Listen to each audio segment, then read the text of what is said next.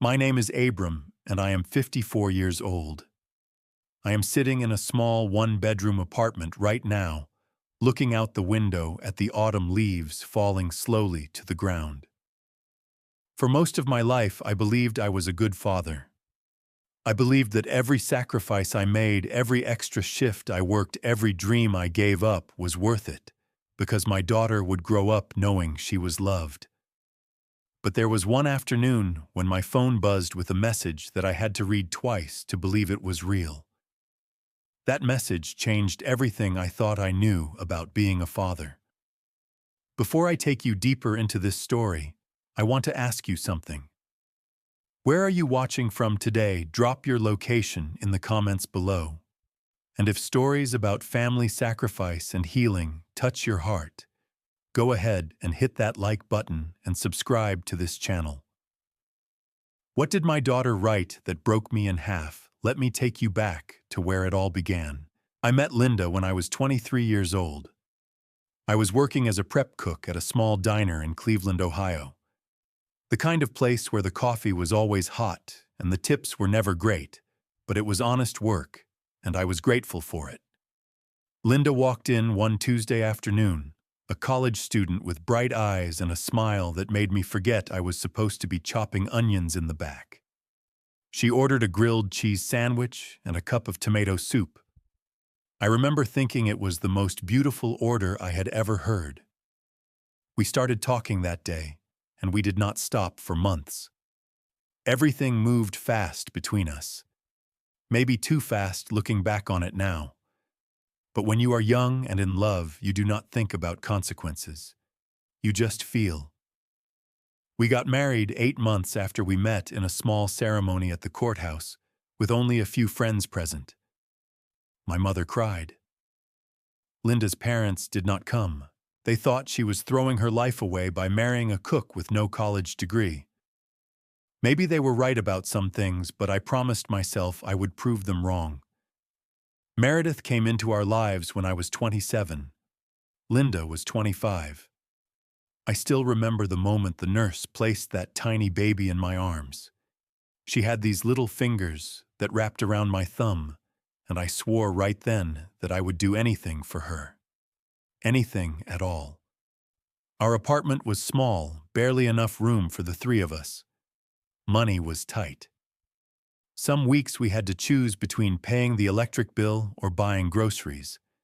But we had each other, and that felt like enough. For the first 3 years, we were happy. At least I thought we were happy. Linda stayed home with Meredith while I worked double shifts at the diner. I would come home exhausted, my clothes smelling like grease, but seeing my daughter's face made it all worth it. She would run to the door when she heard my keys shouting, "Daddy," over and over again. Those moments kept me going. But something changed in Linda. I did not notice it at first, because I was too busy working, too tired to pay attention to the signs. She started complaining about our apartment, about our neighborhood, about our life. She would say things like, "I did not sign up for this," or "I feel like I am disappearing." I tried to listen. I tried to understand. I suggested counseling. I suggested she go back to school part-time. But nothing I said seemed to help. One morning in February, I woke up to an empty bed. The closet door was open and Linda's side was completely bare. No dresses, no shoes, no suitcase. Everything was gone. I found a note on the kitchen table written in her handwriting. It said, "I cannot do this anymore. Do not look for me." That was it. No explanation. No apology. No goodbye to our daughter. I stood in that kitchen for what felt like hours, holding that piece of paper in my hands. From the bedroom, I could hear Meredith crying, calling for her mother. She was only 3 years old. She did not understand why Mommy was not there to pick her up from her crib. She did not understand why Daddy was standing frozen in the kitchen, tears streaming down his face. And I did not have the words to explain it to her. How do you tell a 3-year-old that her mother chose to leave? How do you explain abandonment to someone who still believes in magic? I decided that day that I would never chase after Linda. I would not beg her to come back. I would not poison Meredith's mind with bitterness or hatred. I would simply be the best father I could be, and I would make sure my daughter never felt abandoned again. That was the promise I made to myself, and it was a promise I intended to keep. The next few years were the hardest of my life. I requested a shift change at the diner, moving from nights to days, so I could be home to put Meredith to bed. It meant less money because the night shifts had better tips, but I did not care. My daughter needed stability. She needed routine. She needed to know that when she went to sleep, her father would be there when she woke up. Every morning, I would wake up at 5 o'clock to start my day. I would shower quickly, then prepare breakfast for Meredith. Usually, it was oatmeal with sliced bananas or scrambled eggs with toast. Nothing fancy, but it was made with love. I would wake her up, gently help her get dressed, brush her hair into 2 little pigtails, and drive her to the daycare center across town. Then I would rush to work, spend 8 hours on my feet cooking and cleaning, rush back to pick her up, and start the whole process over again. On weekends, I took on extra jobs to make ends meet. I mowed lawns for neighbors. I fixed old cars in the driveway. I painted houses and repaired fences. Anything to earn a little more money, to give Meredith a little more security. Some nights I was so tired I could barely keep my eyes open while reading her bedtime stories. But I never skipped them. Not once. Because those moments were sacred to me. There were women who showed interest in me over the years. Co-workers who flirted. Neighbors who invited me over for dinner. But I always said no. I was terrified of bringing someone new into Meredith's life, someone who might also leave. She had already lost one parent. I could not risk her getting attached to another person only to be abandoned again. So I stayed single. I stayed focused. I stayed devoted entirely to my daughter. I remember teaching her how to ride a bicycle in the park near our apartment. She was 7 years old, all skinny legs and determination. She fell down at least a dozen times that afternoon, scraping her knees and elbows on the pavement. But she never cried. She would just look up at me with those big brown eyes, and I would smile and tell her to try again. When she finally made it all the way around the pond without falling, she threw her arms up in the air and screamed, "I did it, Daddy. I did it." That moment is burned into my memory forever. Every Friday night was pizza night in our house. Not delivery pizza because we could not afford it. Homemade pizza with dough I kneaded by hand and sauce I made from canned tomatoes. Meredith would stand on a step stool next to me, spreading cheese and placing pepperoni in careful patterns. We would eat our pizza on the couch, watching old movies, laughing at the same jokes, even though we had seen them 100 times. Those Friday nights were everything to me. When Meredith was 12, she discovered music. She heard a song on the radio and became obsessed with learning to play guitar. I did not have money for lessons or a new instrument, so I worked extra jobs for 3 months straight, saving every penny I could. On her 13th birthday, I gave her a used acoustic guitar I had found at a pawn shop. It was scratched, and the strings were old, but her face lit up like I had given her a brand new Mercedes. She taught herself to play using videos on the internet. Night after night, I would hear her practicing in her room the same chords over and over again until her fingers bled. And slowly, she got better. By the time she was in high school, she was performing at school talent shows. I sat in the front row at every single one, recording shaky videos on my old flip phone, crying like a baby every time she took a bow. In her senior year, Meredith had an assignment to write an essay about her personal hero. She chose me. She did not tell me until the day of the presentation when she invited me to come to her English class. I sat in a plastic chair at the back of the room, surrounded by teenagers who probably thought I was just some random old guy. Then Meredith stood up and started reading. She talked about the mornings I woke up early to make her breakfast. She talked about the Friday night pizzas and the bicycle lessons and the guitar. She talked about how I never complained, never made her feel like a burden, never let her see how tired I really was. At the end of her essay, she said something that I will never forget. She said, "My dad taught me that love is not about what you say. It is about what you do every single day." I cried in front of that whole classroom. I did not care. Those were the proudest tears I had ever shed. And when Meredith finished reading, she walked over to me and hugged me right there in front of everyone.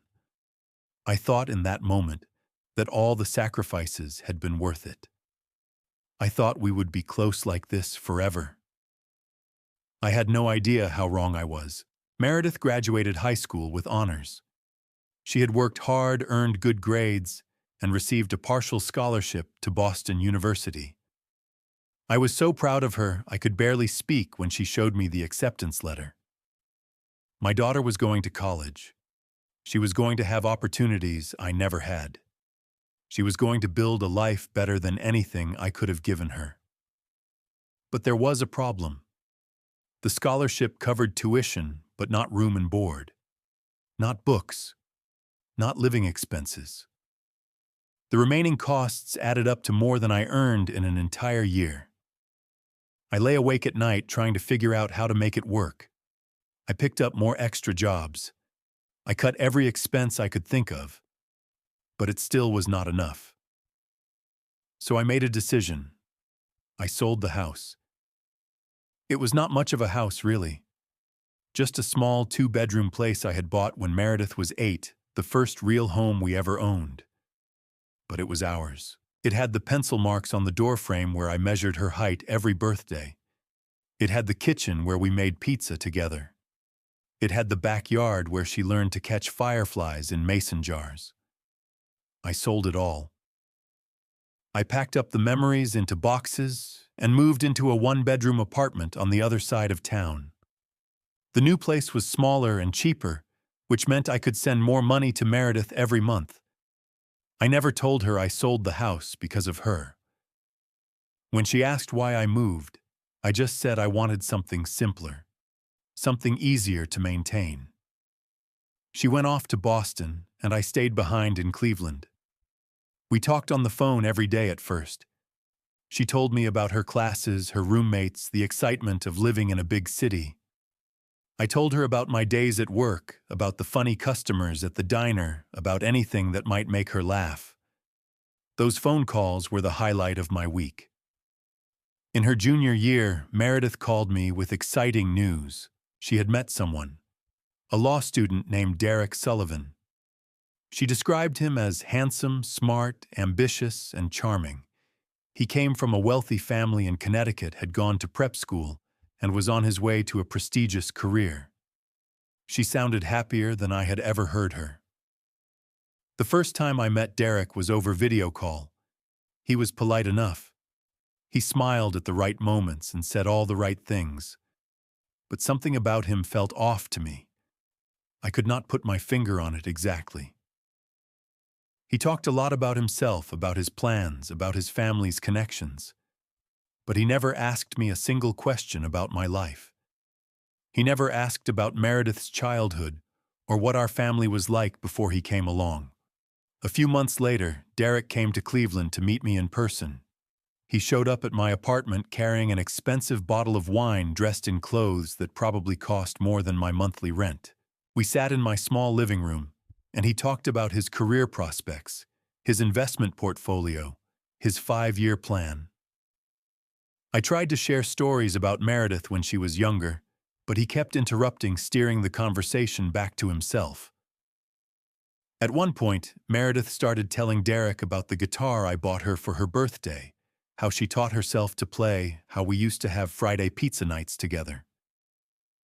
Derek listened for maybe 30 seconds before cutting in with a comment about a concert he had attended in New York. Meredith went quiet after that.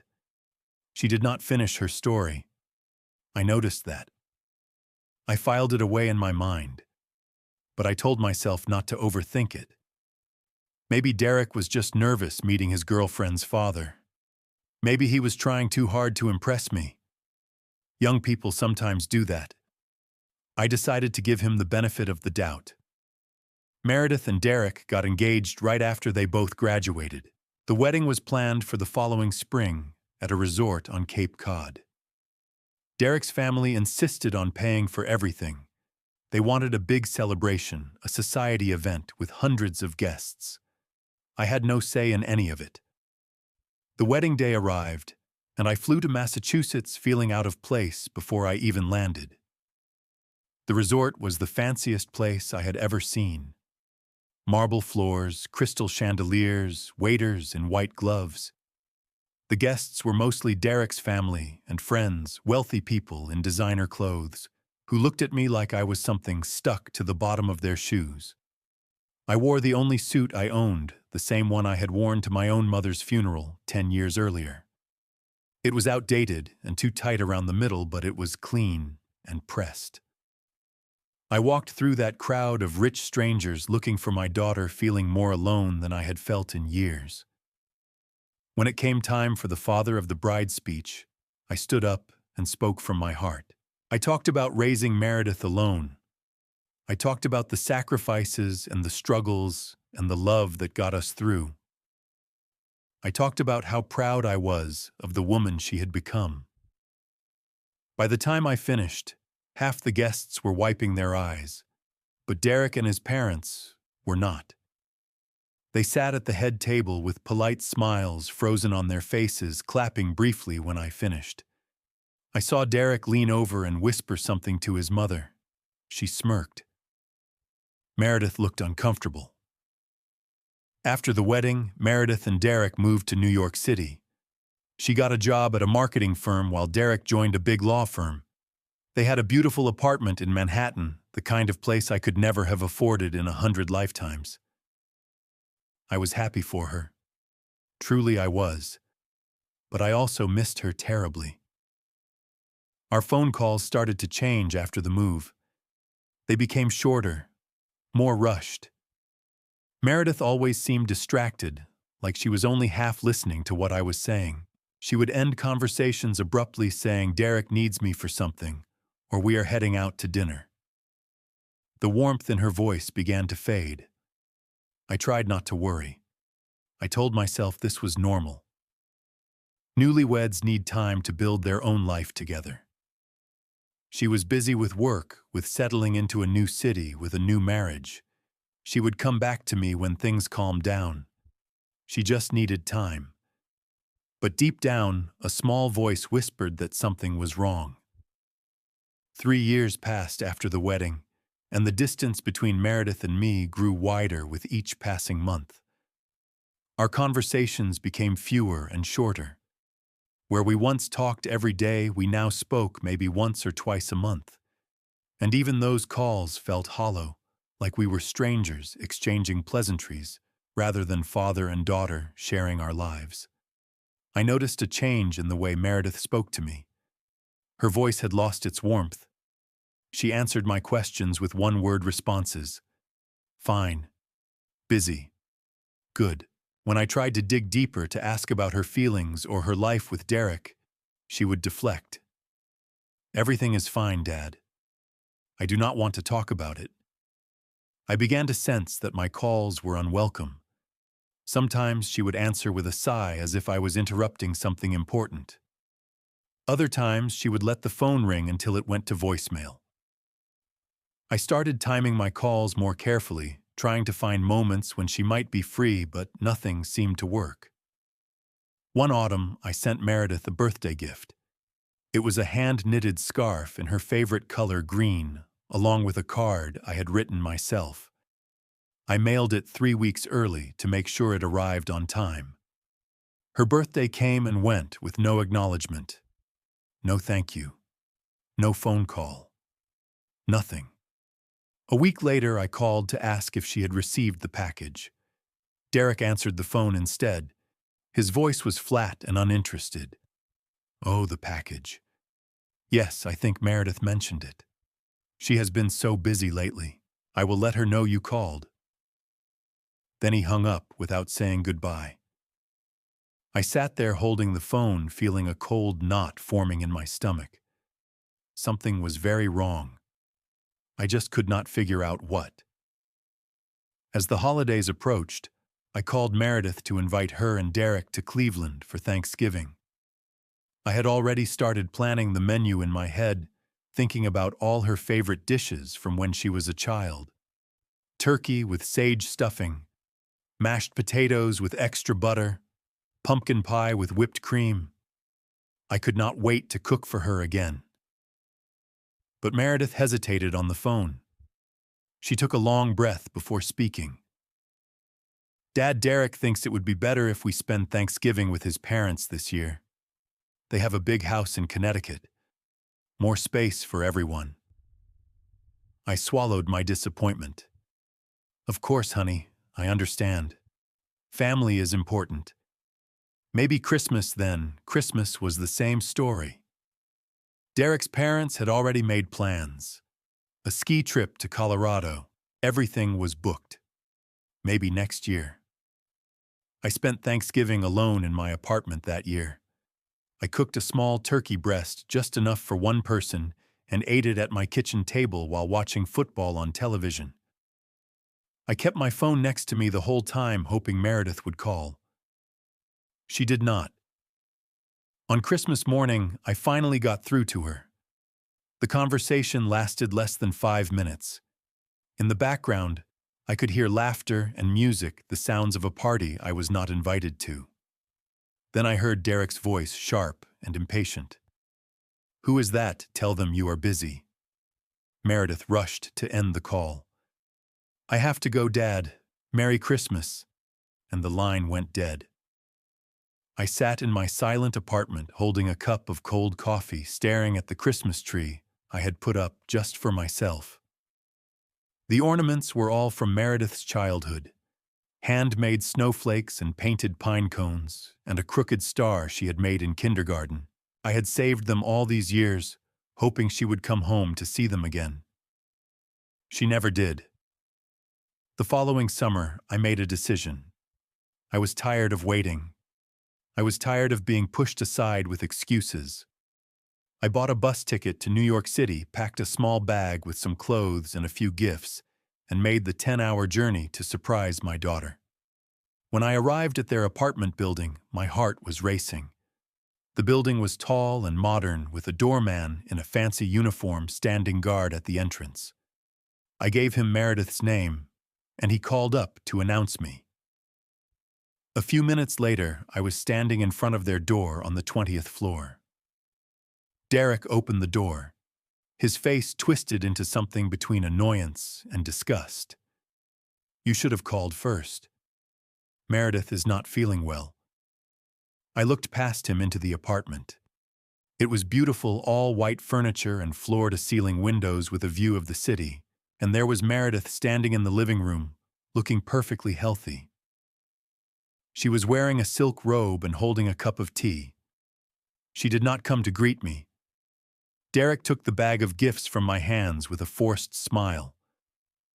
I will make sure she gets these. He was already closing the door. Wait, I said. Can I at least say hello to my daughter? Meredith finally moved. She walked slowly to the door, her face unreadable. She hugged me, but it felt wrong. Her arms barely touched my back. Her body was stiff. Dad, next time please call first. Derek does not like surprises. That was all she said. Then Derek put his hand on her shoulder and guided her back inside. The door closed in my face. I stood in that hallway for a long time, trying to understand what had just happened. I had traveled 10 hours on a bus to see my daughter, and she had dismissed me in 30 seconds. I rode the elevator down in a daze, walked out of that fancy building, and found a bench in a nearby park. I sat there until the sun went down, replaying the scene over and over in my mind. What had I done wrong? When did I lose her? How did we go from Friday pizza nights and bicycle lessons to this cold, distant stranger who could not even look me in the eye? I did not have answers. I only had questions, and a growing fear that I was losing my daughter forever. It happened on a Saturday afternoon. I was in my apartment fixing a wobbly bookshelf that had been leaning against the wall for months. The radio was playing softly in the background. Outside, children were laughing and playing in the parking lot. It was an ordinary day. My phone buzzed on the kitchen counter. I wiped my hands on a rag and picked it up, expecting maybe a telemarketer or a reminder about a bill. But the name on the screen made my heart skip. Meredith. She had not texted me in months. I opened the message with trembling fingers. The words on that screen destroyed me. Dad, I have thought about this for a long time. We are done with you. Do not ever try to find us again. This is goodbye. I read it once. The words did not make sense. They could not make sense. I read it again slowly, one word at a time. We are done with you. Do not ever try to find us again. The phone slipped from my fingers and clattered onto the floor. I did not pick it up.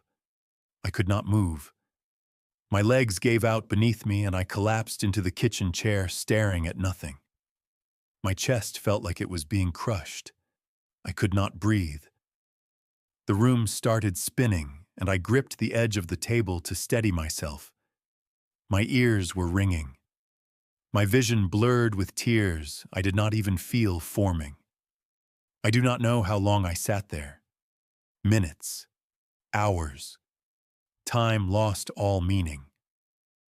The only thing that existed was that message, those words burned into my brain like a brand. When I finally found the strength to move, I grabbed the phone and called Meredith. It went straight to voicemail. I called again. Same result. I called 10 more times, each time hearing that same automated voice telling me to leave a message. I sent text messages. Meredith, please talk to me. What did I do wrong? Please, honey, let me understand. I love you. Please do not do this. No response. I called Derek. He answered on the second ring, his voice cold and steady. Abram, Meredith has made her decision. Respect it. Do not contact us again. Derek, wait. Please just tell me what happened. What did I do? But the line was already dead. When I tried calling back, an automated message informed me that my number had been blocked. I was frantic now. I searched for Meredith on the internet, looking for any way to reach her.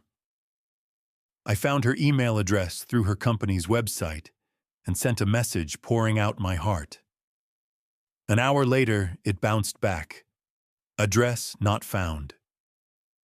In desperation, I drove to the post office and wrote a letter by hand, 6 pages of everything I wanted to say. I apologized for things I did not even know I had done. I begged for another chance. I told her I loved her more than life itself. I sealed the envelope with shaking hands and sent it to their New York apartment. 2 weeks later, the letter came back. Return to sender. Address unknown. They had moved. They had vanished. And they had made sure I could not find them. The days that followed were the darkest of my life. I stopped going to work. I called in sick day after day, lying in bed, staring at the ceiling. I did not eat. I barely slept. When I did sleep, I had nightmares about Meredith walking away from me, disappearing into a fog while I screamed her name. I pulled out old photo albums and spread them across my bed. Pictures of Meredith as a baby, as a toddler, as a little girl learning to ride her bike. Pictures from her school plays and her guitar recitals and her high school graduation.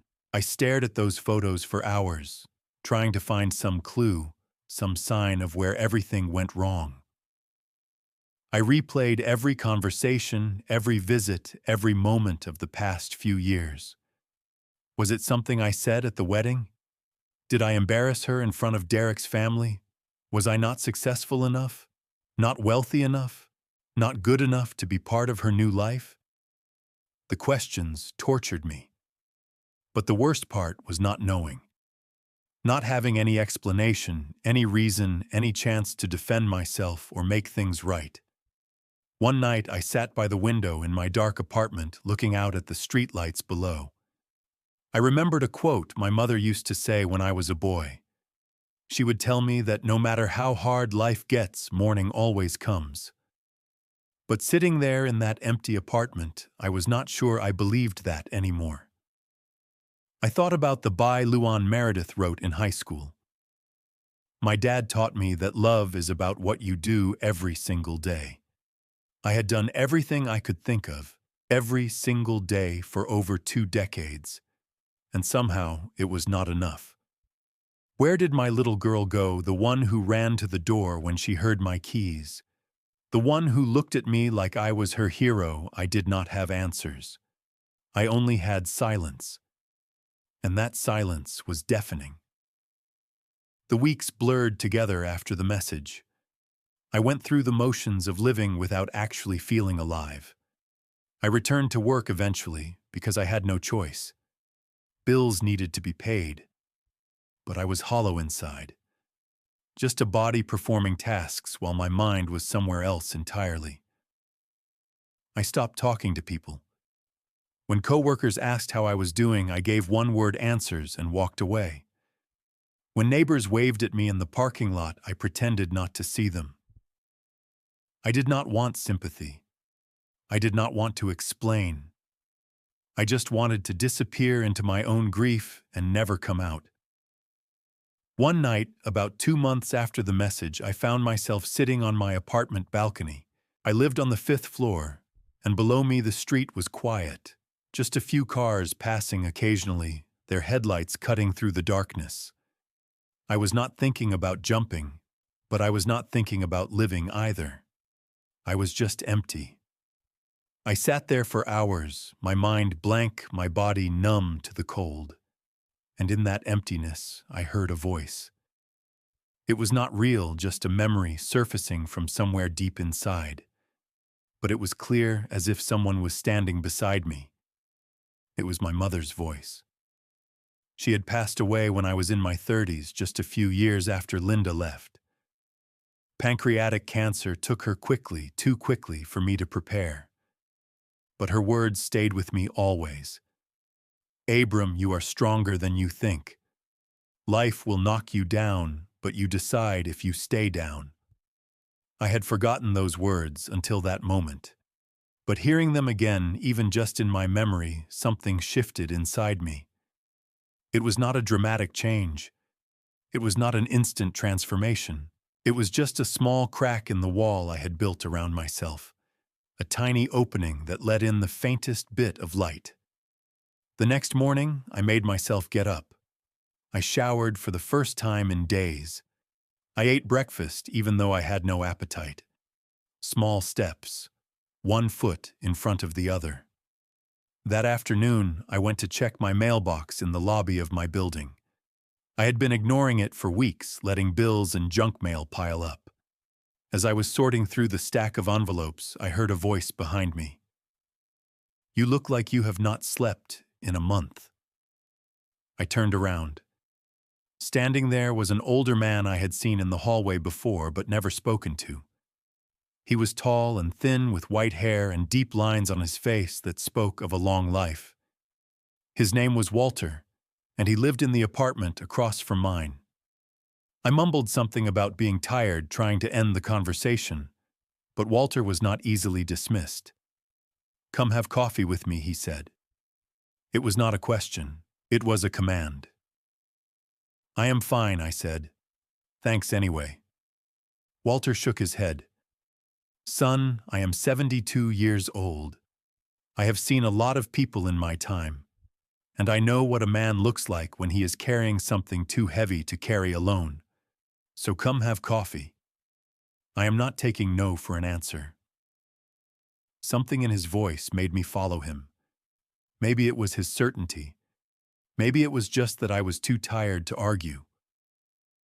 We walked to his apartment, which was small but neat, filled with books and photographs and the smell of freshly brewed coffee. He poured me a cup and sat across from me.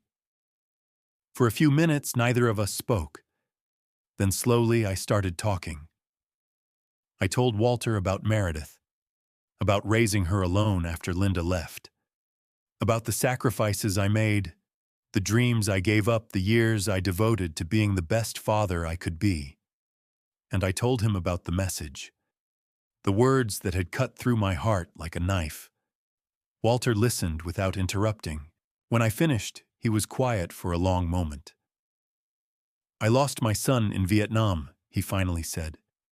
His voice was steady, but I could see the pain behind his eyes. He was 19 years old, a medic. Died trying to save another soldier. For years, I blamed myself. I wondered if I had done something wrong, if I could have stopped him from enlisting, if I could have saved him somehow. "I am sorry," I said. Walter nodded. It took me a long time to learn something, he continued. "You cannot control what others do. You can only control how you respond. Your daughter made a choice. Maybe she made it freely, maybe someone influenced her. But either way, it was her choice. And you have to make yours." "What do you mean?" I asked. "You can let this destroy you," Walter said.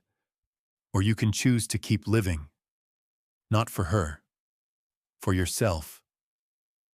Those words stayed with me long after I left Walter's apartment. They did not erase the pain, nothing could do that. But they planted a seed, a tiny seed of something that felt almost like hope. That night I sat in my apartment and looked at the mess I had made of the past 2 months. The dishes piling up in the sink, the unopened mail, the curtains drawn against the sunlight. I had been living in a cave of my own making, and it was time to crawl out. I started with small things. I washed the dishes. I took out the trash. I opened the curtains and let the morning light pour in. Then I sat down and wrote a letter to Meredith. I did not send it. I had no address to send it to. But I wrote it anyway, pouring out everything in my heart. I told her I did not understand what had happened between us. I told her I might never understand. But I wanted her to know that I would always love her no matter what. And I would not let this break me. When I finished writing, I folded the letter carefully and placed it in a small wooden box along with other keepsakes from Meredith's childhood. Her first lost tooth, a drawing she made in kindergarten, a photograph of the two of us at her high school graduation. I closed the box and put it on a shelf. "This is not goodbye," I said to no one. "This is me choosing to live." A year passed, then another. Slowly, painfully, I rebuilt my life piece by piece. It started with Walter. After our first conversation, he began showing up at my door regularly. Sunday mornings, he would knock and ask if I wanted to go fishing at the lake outside the city. I said no the first few times. But Walter was persistent. Eventually, I gave in. Those fishing trips became a ritual. We would sit on the shore for hours, casting our lines into the water, talking about everything and nothing. Walter told me about his time in the army, about his wife who passed away from Alzheimer's, about the small joys he had found in his later years, and I listened grateful to think about something other than my own pain. I also started volunteering at a community center downtown. They needed people to tutor kids from struggling families, helping them with homework and teaching them basic life skills. I signed up without really knowing why. Maybe I needed to feel useful again. Maybe I needed to be around young people who reminded me of Meredith before everything fell apart. There was one boy in particular who got under my skin. His name was Marcus, 20 years old, trying to finish his high school equivalency while working 2 jobs to support his mother. He reminded me so much of myself at that age, hungry for something better, determined to succeed despite the odds. I spent extra time with Marcus teaching him math and helping him practice for his exams. When he passed, he came to the community center with tears in his eyes. "You believed in me," he said. "No one ever believed in me before." I also learned to play guitar. It was something I had always wanted to do but never had time for when I was raising Meredith. Now, with empty evenings stretching out before me, I picked up a cheap instrument from a pawn shop and taught myself the basics. I was terrible at first. My fingers were clumsy and slow, but I practiced every night and slowly I got better. Music became a kind of therapy. When the loneliness got too heavy, I would pick up the guitar and lose myself in the chords. I started writing songs, simple ones, about loss and hope and starting over. I never played them for anyone. They were just for me. I made new friends. Susan, a retired teacher who volunteered at the community center. James, a cook at the diner who invited me to his weekly poker nights. They did not know the full story of what happened with Meredith. I was not ready to share that yet. But they accepted me anyway, welcomed me into their lives without asking too many questions. I learned that it was possible to be happy again. Not the same kind of happiness I had known before, not the complete, uncomplicated joy of raising a daughter who loved me, but a quieter, deeper kind of peace. The peace of knowing I had survived something terrible and come out the other side. Then one afternoon, the phone rang. It was a number I did not recognize. The woman on the other end introduced herself as Brenda, Linda's sister. We had met once years ago at Linda's parents' house before they made it clear I was not welcome in their family. I barely remembered her. "Brenda," I said. "This is a surprise." She was quiet for a moment. Then she said something that knocked the wind out of me. "Abram, I have some news. Linda passed away 6 months ago. Ovarian cancer. She wanted me to tell you, but I could not bring myself to call until now." I did not know how to feel. The woman who abandoned me and our daughter 25 years ago was gone. There should have been anger or sadness or relief, but all I felt was numb. Brenda continued. "Before she died, Linda tried to reach out to Meredith. She wanted to apologize for leaving, to explain, to make peace. But Derek told Linda that Meredith did not want to see her. He said Meredith had moved on and did not need reminders of the past." I gripped the phone tighter. "What do you mean?" Brenda sighed. "I think Derek has been isolating her, Abram, from everyone who knew her before him. My ex-husband was the same way. It is a pattern. They cut off family, cut off friends until you are completely dependent on them." The pieces started falling into place. The gradual cooling of Meredith's affection, the unanswered calls, the dismissive attitude, the message telling me never to find them again. It was not Meredith speaking. It was Derek. He had gotten inside her head, poisoned her against everyone who loved her. "What can I do?" I asked. Brenda was silent for a long moment. "Honestly, I do not know. People in those situations, they have to realize it themselves. You cannot force them to see what they are not ready to see." After we hung up, I sat alone in my apartment thinking about everything Brenda had said. Part of me wanted to drive to New York right then to bang on doors until I found my daughter to shake some sense into her. But I knew that would not work. Walter's words echoed in my mind. You cannot save someone who does not want to be saved yet, but you can be there when they are ready. I decided to try one more time. Not to force myself back into Meredith's life, but to leave a door open. I found the name of the marketing company where she worked and sent a letter there figuring Derek might not have access to her work mail. The letter was short. "Meredith, I do not know if you will ever read this. I just want you to know that I am here. I will always be here. No matter what happens, no matter how much time passes, my door is open. I love you. Dad." I mailed the letter without expecting a response. It was not about getting something back. It was about making sure she knew somewhere in the back of her mind that her father had never stopped loving her. Then I went back to living my life.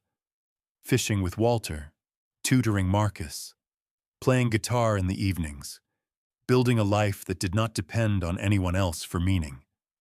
It was enough. It had to be enough.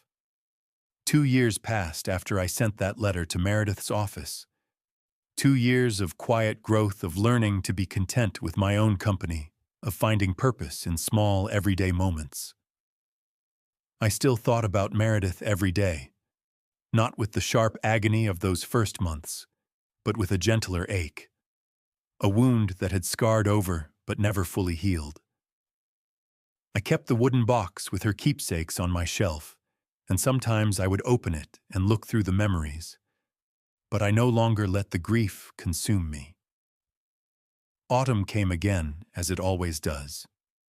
The leaves turned gold and red and fell from the trees outside my window. I was sitting in my apartment one evening practicing a new song on my guitar when my phone rang. I did not recognize the number. I almost let it go to voicemail. But something made me answer. Hello, silence on the other end. Then a voice I had not heard in years, a voice that was trembling barely above a whisper. "Dad, it is me. It is Meredith." I could not speak. I could not breathe. The guitar slipped from my hands and clattered against the floor. "Dad, are you there?" I found my voice. "Meredith. Yes, I am here. I am here." And then she was crying. Great heaving sobs that came through the phone like waves crashing against a shore. I sat there listening, tears streaming down my own face, waiting for her to find words. "Dad, I am so sorry. I am so sorry. Honey, it is okay. Whatever happened, it is okay. Just talk to me." The story came out in pieces, broken up by sobs and long silences. Her marriage to Derek had fallen apart. She had discovered he was having an affair with a colleague at his firm. When she confronted him, he became cold and cruel, admitting everything without remorse. But that was not the worst part. During the divorce proceedings, Meredith had gained access to Derek's personal computer and email. And there she found years' worth of deception. Derek had been intercepting my calls and messages for years. He had blocked my number from her phone without her knowledge. He had deleted my emails before she could see them. He had hidden the gifts I sent and told her I never bothered to remember her birthday. "He told me you did not want to see me," Meredith said. "He said you blamed me for costing you your house. He said you told his parents I was an embarrassment. I never said any of those things I said. Not one word. I know that now. I found your letter, the one you sent to my office. Derek had intercepted it, but I guess he forgot to delete it from his email. When I read it, Dad, I read it over and over, and I realized everything he told me was a lie. We talked for hours that night. She told me about the years of isolation, how Derek had gradually cut her off from friends and family until he was the only person in her life. She told me about the emotional manipulation, the way he made her doubt her own memories and perceptions. She told me she had felt trapped for so long that she forgot what freedom felt like. I listened without judgment. I did not say I told you so. I did not ask why she believed him over me. None of that mattered anymore. My daughter was reaching out to me again, and that was the only thing that counted. A week later, Meredith drove to Cleveland. I stood waiting at the door of my apartment, my heart pounding so hard I thought it might burst. When she appeared at the end of the hallway, I barely recognized her. She was thinner than I remembered, with dark circles under her eyes and a fragility that broke my heart. But she was here. She was home. We embraced in that doorway for what felt like forever. No words, just the feeling of holding my child again after believing I had lost her forever. When we finally let go, both of us were crying so hard we could barely see. "I wasted so many years," she said. "I am so sorry, Dad." I took her face in my hands, looking into those brown eyes that reminded me of the little girl who used to run to the door when she heard my keys. "You are here now. That is all that matters." We spent the next several days together talking and crying and slowly reconnecting. I made her the homemade pizza we used to have on Friday nights. I showed her the guitar I had learned to play. I introduced her to Walter and Susan and Marcus and all the people who had helped me survive the darkest time of my life. Meredith started seeing a therapist who specialized in recovering from controlling relationships. It was a long process with many setbacks, but she was determined to heal, and I was determined to be there for her in whatever way she needed. One afternoon, she came to my apartment with a gift. It was her high school essay about her hero, the one she had read in class all those years ago. She had it framed in a beautiful wooden frame. "I want you to hang this in your apartment," she said, "so you never forget who you are to me." I hung it on the wall above my bookshelf right next to the window where the afternoon light comes in. Every day I see those words she wrote when she was 17. My dad taught me that love is not about what you say. It is about what you do every single day. I spent years wondering what I did wrong. I spent years blaming myself, questioning every decision I ever made as a father. But I learned something important through all of this. Sometimes the people we love are taken away from us, not because of anything we did, but because of circumstances beyond our control. Other people can come between us and the ones we love. They can lie and manipulate and poison what should be sacred. And there is nothing we can do to stop them. But we can control how we respond. We can choose to let the pain destroy us, or we can choose to keep living. We can choose bitterness and resentment, or we can choose to leave the door open for love to find its way back. Healing is not about forgetting the pain. It is about learning to live with it, growing from it, becoming someone stronger because of it. My daughter sent me a message saying we were done.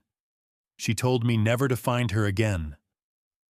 For a while I believed that was the end of our story, but it was not. We are writing new chapters now. Slowly, carefully, with all the honesty and vulnerability that comes from almost losing each other forever. If you are watching this and going through something similar, if someone you love has pushed you away, I want you to know this. Do not give up on them. But do not give up on yourself either.